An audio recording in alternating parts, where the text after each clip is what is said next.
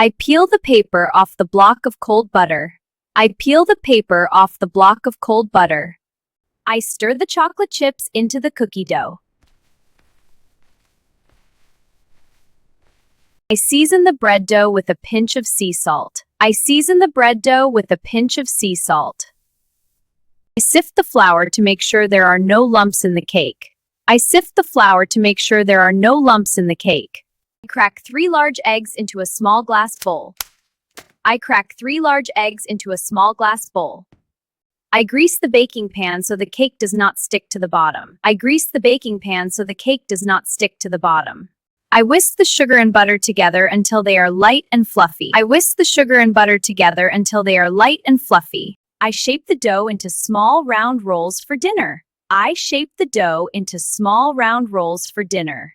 I glaze the hot pastries with a sweet honey syrup. I cool the fresh bread on a wire rack before cutting it.